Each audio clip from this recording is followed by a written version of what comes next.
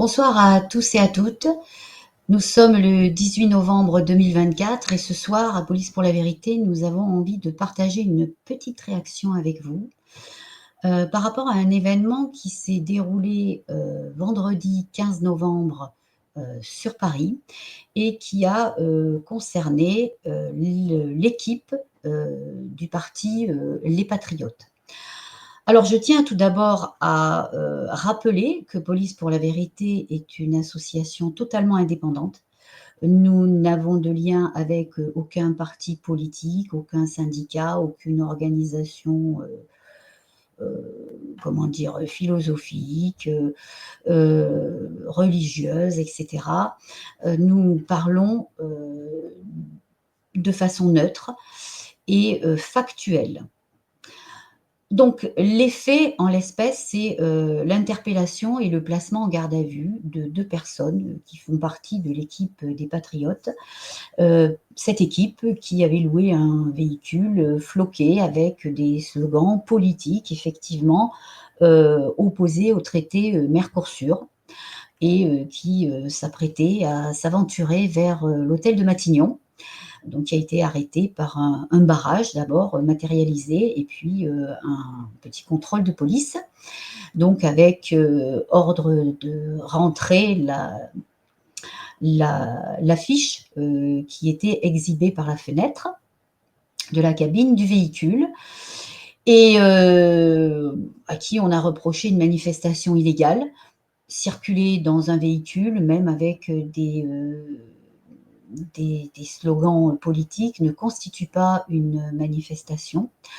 Donc le fait d'expliquer ça a valu à cet équipage d'être contrôlé plus sérieusement, invité donc à se garer et à être contrôlé plus sérieusement. Contrôle qui a duré apparemment plus de 2 heures. Je vous invite à regarder la matinale de Tocsin de ce matin, 18 novembre, où le leader de ce parti explique au micro de Clémence ce qui s'est passé. Donc 2 heures environ de contrôle sur le terrain, avec fouille du véhicule. Donc déjà, quel est le cadre juridique de la fouille de ce véhicule, ou dans lequel ont été trouvés au milieu de pancartes diverses, certainement de flyers, 3 fumigènes, bleu, blanc, rouge, qui ont été tout de suite qualifiés d'engins explosifs, avec une qualification d'infraction, possession d'engins explosifs à destination d'un ministère. Donc voilà, les fumigènes en tant qu'engin explosif à destination d'un ministère. Donc l'élément matériel me paraît difficile à être constitué.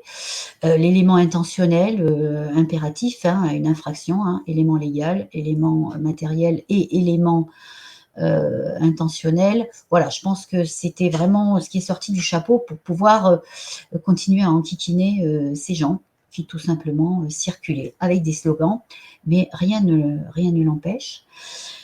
Donc 2 de ces personnes se sont retrouvées interpellées et placées en garde à vue. Et donc garde à vue qui aurait duré quelques heures d'après les faits énoncés par monsieur Philippot. Jusqu'à la décision d'une OPJ qui a un sens du discernement certainement plus aigu que ceux qui avaient mené jusqu'alors les opérations et qui a constaté qu'il n'y avait pas d'infraction et qui a remis tout le monde dehors.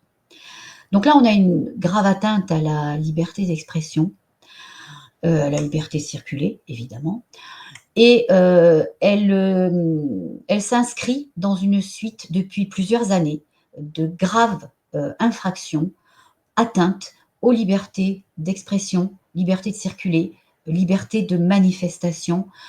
Et ça, on l'a vu ces derniers mois, de façon flagrante avec les personnes qui manifestent régulièrement pour la paix en Palestine et qui sont régulièrement malmenées, brutalisées, interpellées, avec des drapeaux palestiniens qui sont jetés par terre.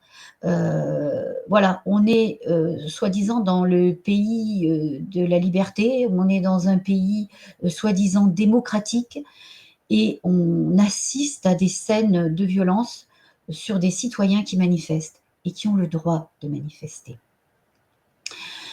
Donc, tous les policiers ne sont pas comme ça, hein, bien évidemment, mais c'est trop fréquent et il y a un moment, il faut, que ces policiers, quelle que soit leur, place dans la chaîne hiérarchique, que tous ces policiers prennent leurs responsabilités. Ils sont dans une institution qui est républicaine. La police est républicaine. Ce n'est pas une police politique. Donc il faut, être, fidèle, respectueux du code pénal, du code de procédure pénale, du code de déontologie, du code de la sécurité intérieure. Voilà, ça ce sont les bibles, d'un bon policier, qu'il soit OPJ ou APJ, officier de police judiciaire ou agent de police judiciaire. Donc c'est, à ces règles-là qu'il doit obéir. Donc j'en appelle, au bon sens des policiers qui, font leur travail, correctement, dans les règles de l'art. Il faut absolument que vous contaminiez vos collègues qui sont, c'est même plus borderline, hein, qui sont tout simplement hors la loi. Il faut que toute la chaîne hiérarchique, se réveille, parce que là, on est sur des choses très, très graves. On ne peut pas continuer comme ça.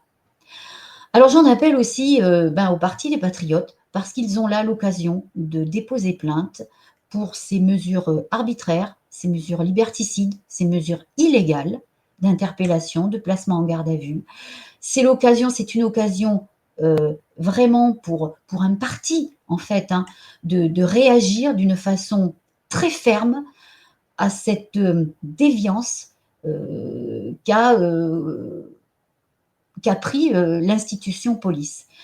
Donc on a déjà fait à Police pour la vérité, des analyses juridiques. Au moins une fois, on a fait une analyse juridique sur une interpellation qui était tout à fait légale. Elle n'a pas entraîné, à ma connaissance, de plainte, ce qui est bien dommage, mais on peut comprendre aussi.